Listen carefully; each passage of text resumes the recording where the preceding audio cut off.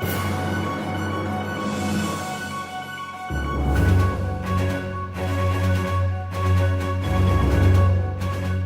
judge and timer ready? You may start the time. My name is Jody Ching. My name is Alexia Aguilar Torres. Hello, my name is David Hastings. My name is Connor Plunkett, and I stand firmly on the proposition side of this debate. This House believes that all students should take speech and debate. My name is Emily Huang. My name is Jackie Gomez. Hi, my name is Mason Gardner. Hello, my name is Lisa Yi. I stand firmly on opposite side. All they do is debate every day.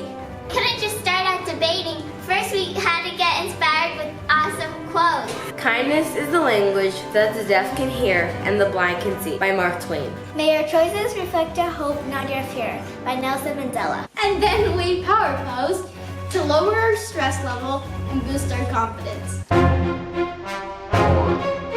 Then we played improv games to learn to work as a team, practice what we were learning in class, and think on our feet. Jody, Square! We also learned about the status markers to see how we can appear confident both in our speeches and regular life.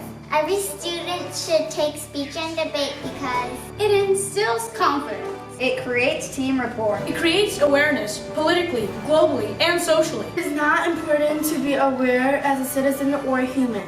Not all students need to be able to be confident whether they're delivering speeches in school or work. Speech and debate changed my life, and it will change yours too. Judge, I know you will see that the proposition is in the right. Guys, you want to switch to proposition side? Well, yeah, they have better points.